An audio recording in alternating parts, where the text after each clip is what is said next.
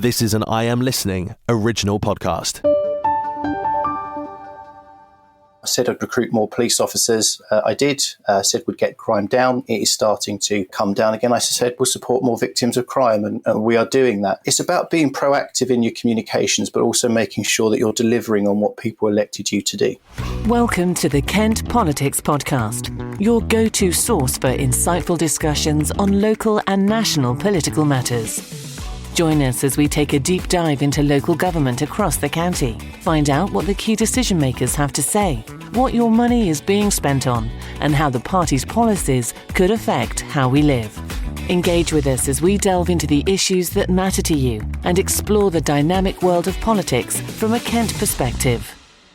Welcome to the Kent Politics Podcast. I'm your host, Simon Finlay, local democracy reporter covering Kent County Council, and I'm joined this week by Dan Esson, who covers the borough and district councils in Kent. Hello. And Robert Boddy, who looks after Medway Council. Hello. And our special guest is Kent Police and Crime Commissioner Matthew Scott, who explains what his role involves.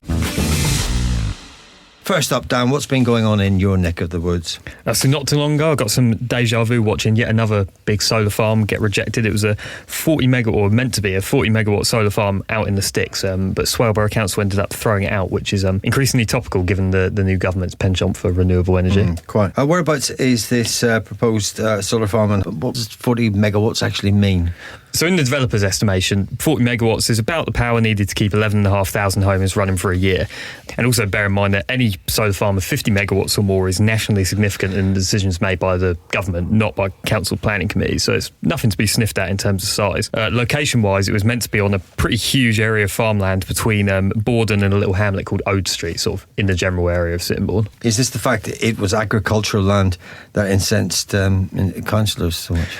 Yeah, I mean, that was the main point of contention. People were not very happy about it. The farmland is grade 1 farmland, which in the system used in this country is the best quality and most versatile farmland. One Green councillor, who is himself a farmer, described building solar farms on that kind of land as insane, and basically said the landowner just doesn't want to farm anymore and that they should sell it up to someone who will use the land properly. He recommended that there are other places in the borough, poorer quality farmland nearer to the coast, which are likely to flood in about 40 years, where you should put solar farms instead, because solar farms, big ones, generally have a lifespan of about 40 years. He also said, places like rooftops and car parks would be ideal rather than farmland. So the planning committee ended up tossing it out. What are the developers getting up on this? Not sure for certain. They told me they're looking at their options, but planning officers were recommending that the committee approve it. So there's a good chance that developers might try their luck at a appeal at the planning inspectorate. But more interestingly, for the sort of future implications of it, Swale has what you could call a ambitious climate target for the whole borough to be net zero by 2030, so only 6 years from now. New national government is pretty keen on solar farms as well. Ed Miliband approved, new energy secretary Ed Miliband approved 3 huge solar farms very shortly after taking office. But it illustrates sort of long-term tension in that many sort of mid-size solar farms pretty much have to be built on agricultural land, and the government is therefore basically at the mercy of landowners deciding to sell up their land to be used for that purpose. So if net zero targets like that of Swale Borough Council are actually going to be met, it will probably involve need to involve much more direct state intervention, and maybe even compulsory purchasing of unused or underused land for solar farms. But whether any level of government really has the appetite for that remains to be seen. Okay, thank you, Dan. Turning to Robert, what about Medway? What's been happening there? Well, last week we saw many issues for Labour in Kent, and Medway was no different. Something which caught international eyes, which was Lauren Edwards, the new MP for Rochester and Stroud, and a councillor on Medway Council as well, had some of her old offensive tweets dug up by internet sleuths. They were found and picked up a bit of traction throughout the day, with the general comment being a criticism of Keir Starmer, saying he'd been quick to act against MPs voting to scrap the 2-child benefit cap, but not these offensive tweets. But it only got bigger from there, didn't it? Yes, so after a couple of hours, Lauren Edwards issued an apology, and then after a couple of hours after that apology had 3 million views all on its own. The following day, Elon Musk, the controversial owner of X, formerly Twitter, who has taken a bit of a dislike to the new Labour government, to put it lightly, shared a screenshot of a quote tweet which put Lauren Edwards' apology next to the offensive tweet she was apologising for. This also got multi-millions of views and drew more attention and pressure, but so far there's been no response from the National Labour Party and no suggestion that Edwards will face any punishment for the tweets. Okay. And what about Medway itself? Has there been a reaction? Well, so locally, the Medway Tories have written to Council Leader Vince Maple asking him to investigate the comments, asking whether he condemned them, and has written And they have written to the council's monitoring officer because they don't feel the administration is taking the Nolan principles of public life seriously. Councillor Maple has now responded after keeping quiet on the issue for 5 days, saying basically Edwards has apologised. It was a long time ago. These tweets were from 2009, and he would not be looking into this any further. So what have you been working on, Simon? A new survey out this week suggests that Kent is one of the sickest, as in most ill, places in the country. It's the 10th highest in terms of the spend on prescriptions. This is based on official NHS figures before 22-23.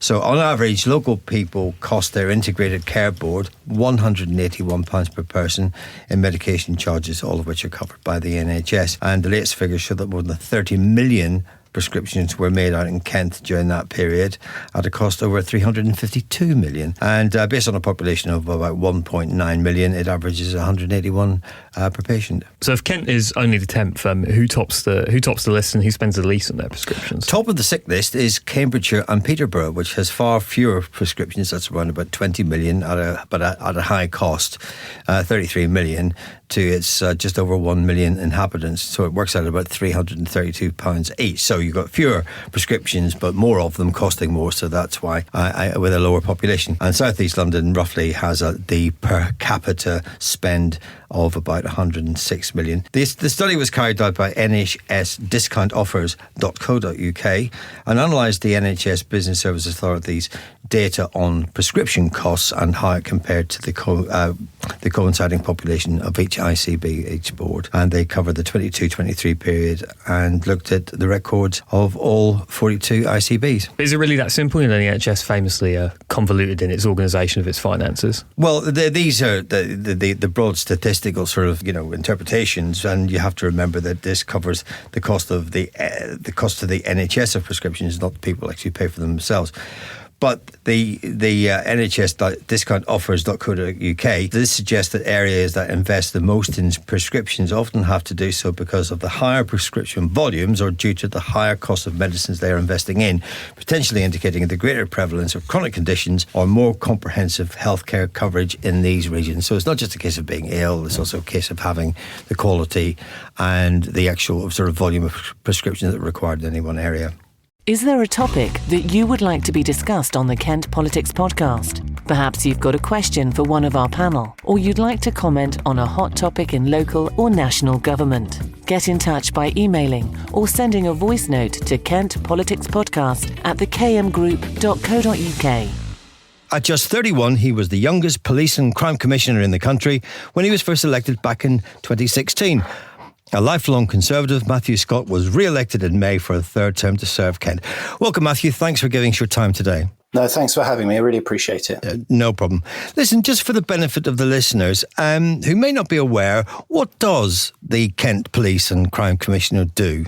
Well, for me, the role is about two things. Firstly, it's to be a victims champion, to look after victims of crime no matter what point of the journey that they're in, to make it as easy as possible to report crime, that they get a good investigation, and that they're supported all the way throughout the process, as well as get any support that they need from charities and others to support them with their other needs. And the other is to be an advocate for the local communities, to make sure that we're working together with them, to listen to their views and make sure that the police's priorities are reflected in what the residents want to see. So I set a police and crime plan. I hold the chief and constable for delivering that plan. Ultimately, we do have the ability to hire and fire the chief constable should there be a complete failure of forced performance, but we're not in that area. We commission services for victims of crime, as I've already said. We're responsible for all the money, the council tax which comes in, and setting the council tax rate. And we work in partnership with other organisations to prevent crime from happening in the first place. This is something that you and I have talked about before. You'll agree that few people really know what you do or what the role entails. I mean, how do you go about changing that perception? It's about getting out there. I mean, over the last 8 years, I put a high focus on going out and doing public engagement engagements, going out on the beat with officers, talking to members of the public, being as open with our communication as we possibly can be. We use social media, but we use other platforms as well in order to communicate with the public and receive their feedback too. And it's about doing what you say you're going to do as well. And that's really important. I said I'd recruit more police officers. I did. Said we'd get crime down. It is starting to come down again. I said we'll support more victims of crime, and we are doing that. It's about being proactive in your communications, but also making sure that you're delivering on what people elected you to do. Tell us about your journey into politics. Well, my journey into politics, it sort of began prior to university. It's something I was always interested in. I first got involved in the party when I was 17, and that was wasn't in time for the 2001 general election, but I sort of became involved in council elections and European elections after that. I got elected as a councillor in 2006 in Bexley in South East London. I served there for 4 years. I've been a school governor, a community advocate, and I stood at the 2015 general election in Leighton and Wanstead against the brilliant John Cryer. That was a real experience. And then the opportunity after that general election came to put my name forward to be my party's nominee for this role. So in terms of my political history, it's been, politics has always been in my life. It's been something I've always been interested in, and not interested in for the sake of being interested in, but actually, I know it sounds like a cliche, but actually wanting to do things that do make a difference, that people see, that people feel, not just things that you can attach yourself to because the government's given X amount of funding for something, but actually I can point at things we've done in Kent and go, you know what, before we did the Uplift programme, there was 460 more police officers. I helped deliver those. There are victim support services. There are people are getting support that would never have got that service before because it didn't exist. So for me,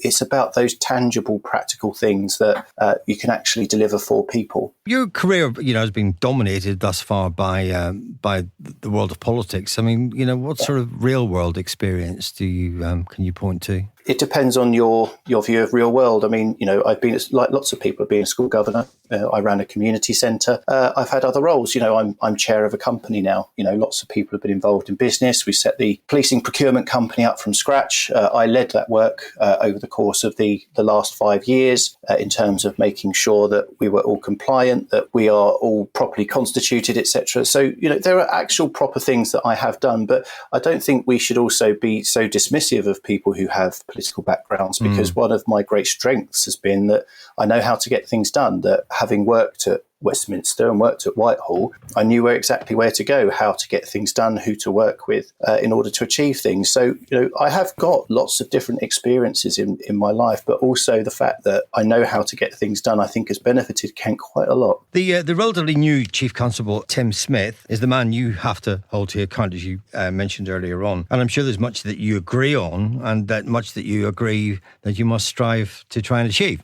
What have you disagreed on? I'm going to be honest with you, I don't think we have disagreed on anything, because we have been, since I appointed him, we have been at one on our mission for the residents of Kent to cut crime, to support victims and to build trust. That's what we're both united in doing. When he has asked for my support on individual projects, yes, I've made sure that there's been rigorous scrutiny, that the numbers add up, that the financial consequences have been considered. But actually, I really struggle to find an example for you where we have disagreed. And, it isn't all about disagreements and things like that. Actually, the strength of our relationship and why things work here in Kent is because you have a PCC and a Chief Constable who actually get on with each other. That's not the same everywhere else. Perhaps you've just answered the question. Has there been anything that Mr. Smith has done where you felt his approach has been wrong? No, I don't think so. And frankly, that would be for me to have that conversation with him. But I think on the whole, he's done a really good job since he's been in post. I appointed him temporary Chief Constable almost 2 years ago. And things have gone from strength to strength, I think. We've seen some improvement in our performance. We've seen some crime numbers coming down. We're seeing more people being dealt with for particular offences.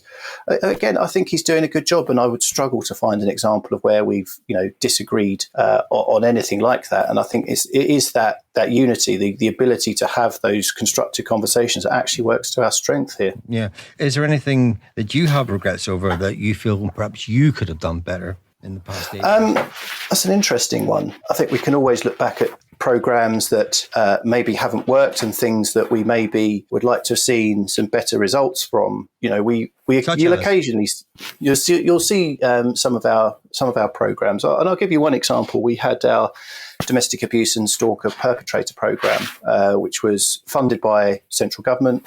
And it's a good thing in theory. It really is, and we absolutely have to be challenging the behaviour of perpetrators. But in its first few years, we really weren't seeing the referrals coming through, and it does make you think whether we did take the right approach. And I think we've made some good changes to it since. I think we have got some more referrals coming in now, and we'll review that again at the end. I think it would be examples of things like that where maybe that kind of scheme hasn't. It hasn't had the numbers that I would have liked, but we're constantly improving. Yeah, well, has it anything to do with the fact that the image of Kent Police has been slightly tarnished in recent years? How has it been tarnished in recent years? Well, got the Wayne Couzens business. That there have been several scandals involving Kent Police and other police forces, and perhaps that the appetite for engaging with programmes like that isn't quite as good as it should be. Well, I think in those circumstances, you do have to have a certain level of buy-in from the people who are going to be subject to those programmes. But,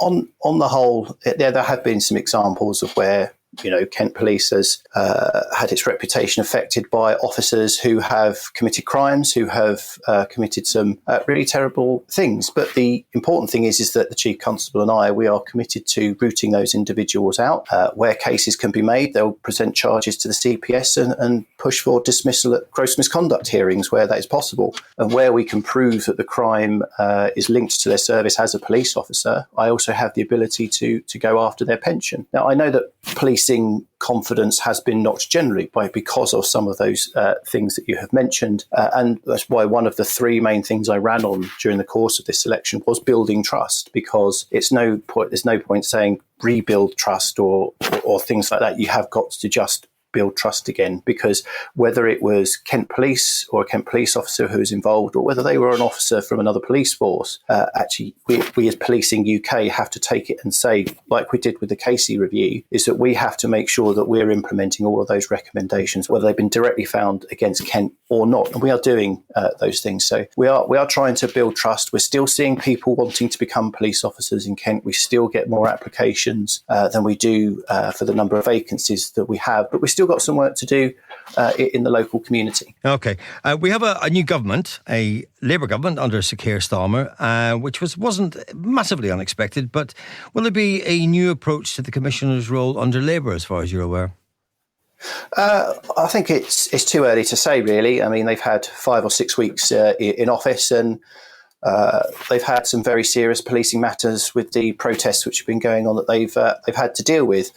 It remains to be seen what that looked like. I've retained my national role as the chair of Blue Light Commercial. There hasn't been any political putsch or takeover yet in order to have mass removals of Conservatives from positions of responsibility. Those partnerships are maintaining. I think I'd be more concerned about some of the individual decisions that they are taking. We've already been notified, for example, they're no longer going to fund the immediate justice programme, which, as you know, was something I'm very keen to do, and I will push on with regardless of the funding situation nationally. But I think it will play out a little bit more over time. The police's attention has been focused quite rightly on dealing with protests and riots and disorder. Sorry. I think when that... Yeah, sorry to rewind there. You said that the immediate justice programme, that was something you were quite keen on. You said that the government has now removed funding for that. Yeah, they absolutely have. Yes, we received notification 2 weeks ago that they were no longer going to fund that programme, which is a real shame, because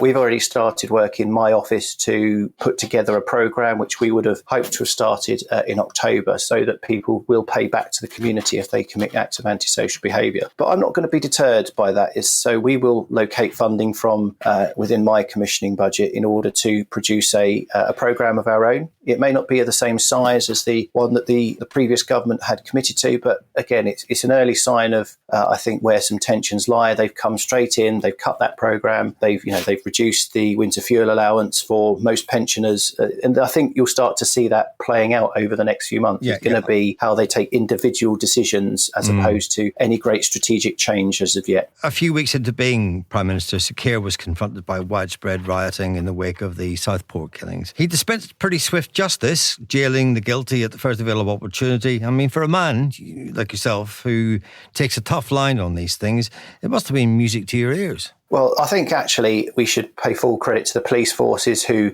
got involved, who policed these protests without fear or favour, who arrested those who were looting, committing acts of violence, who were causing disorder on our streets. Our Crown Prosecution Service, actually, who were working all hours to secure charges against these individuals, and the courts were dispensing swift justice. I think the responsible agencies over the course of the last 2 weeks have done a really good job to send a clear message to people who were involved in disorder. None of this has been any different because there's been a change of government. The mechanisms for this already existed. The National Police Coordination Centre sorted out all the mutual aid requests, so police forces were able to share resources. So when you heard him talk about having this standing army, I think with terrible use of terminology, but this cadre of police officers, that already existed. We already had national mechanisms in place to do that.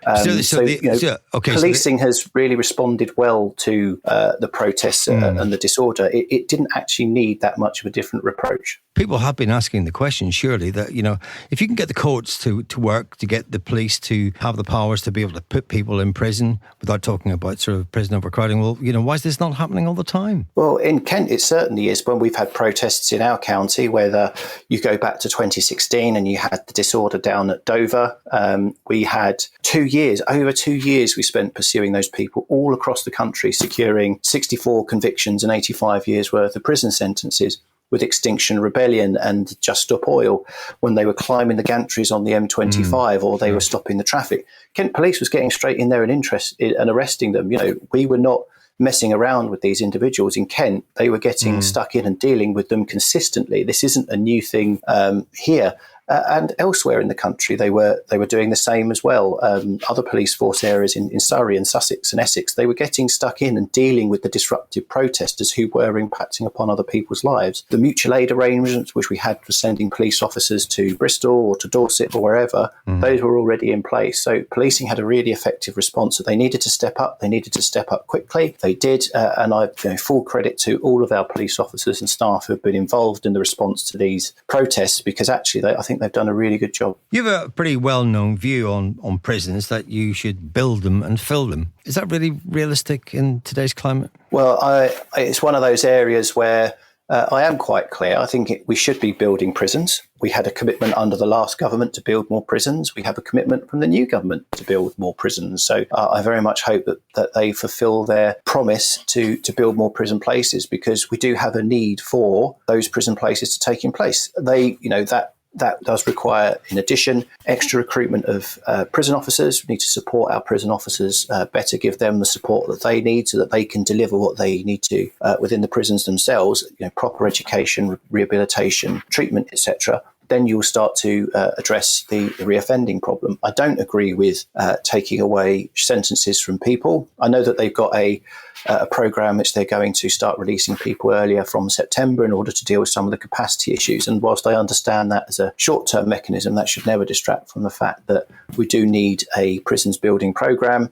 We need that capacity in order to deal with the criminality that we have in our country, and that don't want to give anyone the impression that because of capacity issues, they're not going to receive a sentence. It will take time, I accept that, but it's very much a commitment I hope they follow through with. You're Conservative. Of the 6 candidates currently in the running to be leader, who would you be backing if you were in Parliament? If you were an MP, who would you be backing? Tom Tugendhat. I've known Tom for a very long time, naturally. I think he speaks a lot about what I believe are some of the reasons why we lost the general election and how we need to change going forward. His messaging is very much about what I was talking about earlier. It's about delivering on what you say you are going to do. If you don't do that, then people aren't going to have trust in what you want to do. And I've got a lot of time for for Tom. I think he would be a very good leader. There are some other good candidates in the race, but of course, as you say, my choice will be one of the final two. I very much hope Tom is one of them. To be honest, I thought you were going to swerve that question, but but who do you think? Why? I answer your questions. Yes, usually. of course. Usually, yeah. Who do you think will get through to the final two? I mean, we spoke to someone last week. It was Craig McKinley, actually, who said that he thinks that it'll be a centrist and somebody from the right, and that the members will probably go for the person on the right. Would you go along with that, or do you think that that members have maybe taken a slightly different view in light of what happened at the general election? It does depend who the final two are. It depends what the parliamentary support is going to be. My feeling is it will probably be Tom versus Robert Jenrick, based on what I'm seeing at the moment. Again, that would be a really good choice for members, I think, and actually you'll get some really good debate. But actually, two candidates who I think post-election, whoever wins, could work with each other. You know, I think Tom can win this race. It's one of the reasons why I'm backing him, and I do want to be able to vote for him when the ballot comes later this year. You've said fairly publicly that you're committed to your current role, but do you feel as if Westminster beckons? It's been on the cards in the past, 2015 general election, as a candidate in Leighton and Wanstead, but no, it's not on the cards anytime soon. I'm very happy with what I do. I love being the Police and Crime Commissioner. I think it's one of the best jobs in elected politics. I'm so thrilled and humbled that people have put their faith in me 3 times to do this role, and I'm very much focused on actually carrying on. So maybe one day in the future, not anytime soon. Okay, listen. Matthew Scott, thank you so much for your time today. Good to see you as always, and I'm sure we'll catch up again very soon. Thank you. Thank you.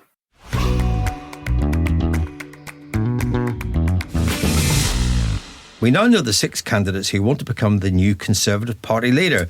But another survey out this week suggests that 3/5 of people, that's about 60%, don't care who becomes the new leader of the Conservative Party. And with me to discuss this a little bit further are Robert and Dan. Robert, it's not great news for the Conservative Party, this. No, I think it's basically consigning them, at least for the next couple of years, to sort of irrelevancy. And whoever is in charge, it kind of doesn't matter. Nobody's going to pay attention. They could suggest the best ideas in the world and people are really not going to care. I don't think that is likely, but there we go. Well, it really depends on how the next sort of 5 years pans out, I suppose. Keir Starmer was only elected after the last election. Corbyn suffered a landslide Conservative victory, yet he came back within 5 years. The whole thing is so volatile that you can reverse a landslide in one term. But history has shown us that it takes quite a lot of new leaders between landslide defeats. I mean, there were 4 between John Major and David Cameron, and I think there was a similar number between Brown and Starmer. So it's quite a long time to be in opposition, but not necessarily in these volatile times. And the Tories have quite an appetite for regicide anyway. They're pretty content to kill off their own leaders quite quickly, as evidenced by the number of prime ministers we've had over the past few years. That might be part of why so few people care about who's next Tory leader, but that might be flattering them. I don't think after an election victory of this size for any party, I don't think anyone really care who the next leader is. And I imagine if whoever they pick doesn't show measurable signs of progress, which would be impressive if they can, they'll probably get thrown out pretty fast. I think it was Tony Blair who said being leader of the opposition is the worst job in politics because pretty much all you can do is talk. And Tory MPs have, at least potential Tory leaders have actually had things to do while they've been in government. So I imagine the next few years, I reckon there might be more than one Tory leader before the next general election. Well, Michael Howard was saying that he's the former leader of the opposition. He was the third of those 4 between Major and Cameron. And he said, well, when you're in opposition, effectively, there's no point in the early days making any kind of policy pronouncements because no one's going to listen to them.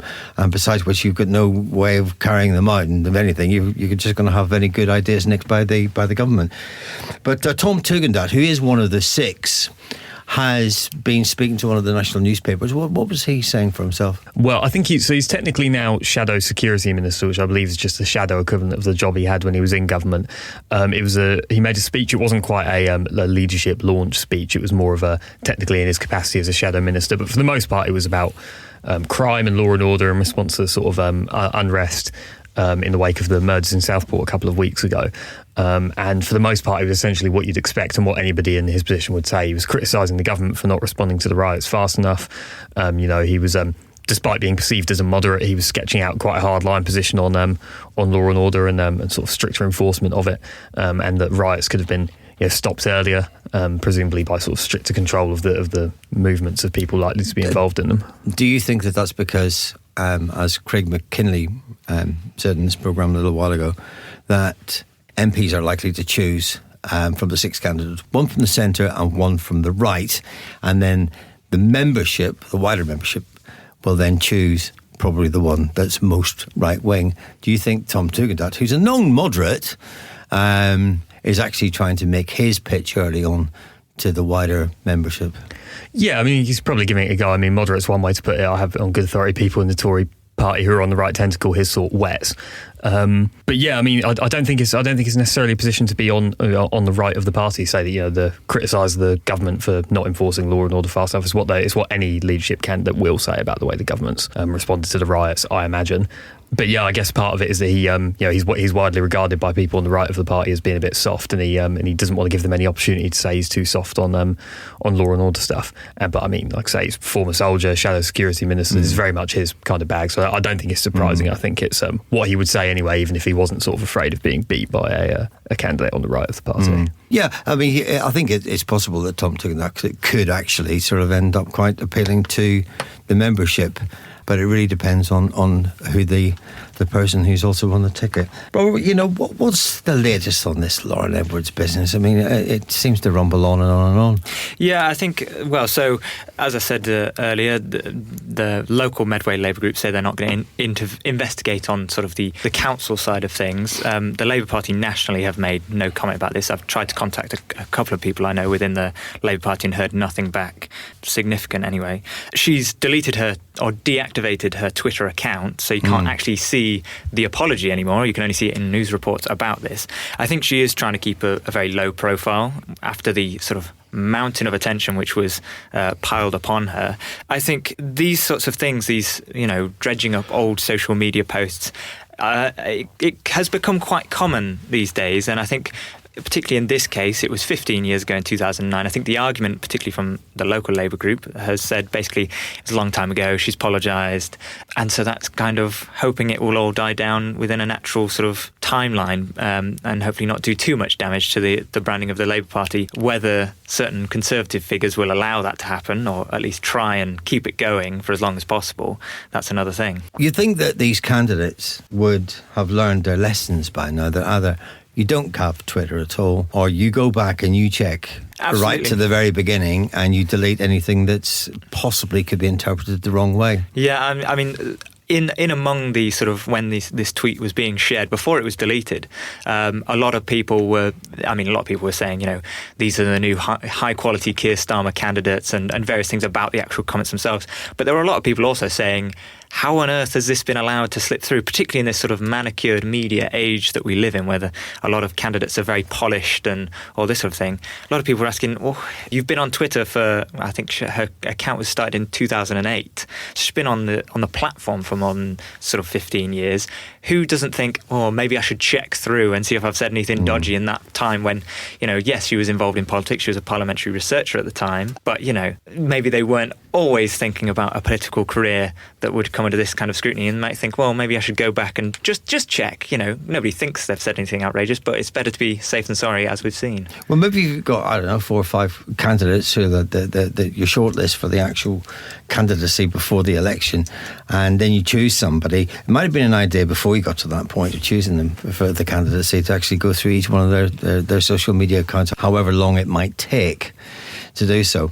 I mean, I put in mind the youth commissioner who was taken on by Anne Barnes, who was the first police and crime commissioner, And some bright spark from the Mail on Sunday went through this young woman's Twitter account, went back, I think, about 5 years to when she was a teenager, and found some fairly unsavoury stuff, and she didn't last a week. So, you think that you would vet these people properly and not just take them on their word by saying, look, have you got anything in your past? Any criminal record? No. Have you got anything on social media that you think might embarrass us in the future? No. Well, you won't mind if we go and have a look for ourselves. People in general, and politicians especially, live so much of their lives online these days that, like, of course, this kind of thing is basically unavoidable. I feel like they happen once every few weeks. You hear about some embarrassing tweet or Facebook post or another. For starters, most of these stories, unless it's something truly, truly sensational, they're like, as media political bubble as they can be. Normal people don't avidly follow the latest Westminster scandal about the offensive tweets of some MP they've never heard of from 15 years ago. It just doesn't happen. But what I find even more unedifying is the sort of response to it. I mean, for starters, obviously, if the shoe was on the other foot, the Labour Party would be acting exactly the same towards the Conservatives if one of their MPs said similarly embarrassing things that long ago. But I just find it such a bizarre spectacle that the actual elected politicians are writing to each other, imploring them, please, you must comment on the offensiveness of one of your colleagues' tweets from 15 years ago, as if it's some major political scandal, and constantly saying, do you uphold the Nolan principles? Like you can create some bureaucratic shorthand for sound political judgment. I just find the whole spectacle a bit embarrassing for everyone involved, to be honest. But I think that relates to the thing we were talking about earlier with the Conservative leader not really being relevant. We're in the early stages of this Parliament where Keir Starmer has this massive majority. It's going to be sort of 4 or 5 years until the next general election. So what do the Conservatives have? They've got a long, long walk until they may even face the chance of getting back into office. And, any good idea they suggest is going to be taken by the Labour Party. And so they just need to create enough noise, possibly create some instability if they can. But this sort of, I don't want to say trite, it was serious, offensive things that she said. But again, they're 15 years old and, it's not a substantial issue of the day, but the Conservatives, do they have anything else? What can they do? OK, folks, that's your lot for this week. Thanks to Rob and Dan and to our special guest, Matthew Scott. Don't forget to keep an eye on Kent Online for the latest politics news from across the county. All the best. Thanks for listening to the Kent Politics Podcast. Don't forget to check out stories throughout the week on the politics page of Kent Online. And you can watch the Kent Politics Show with Rob Bailey on KMTV every Friday at 5 p.m. or on demand at kmtv.co.uk. This has been an I Am Listening original podcast. For more information, head over to our website, im-listening.co.uk.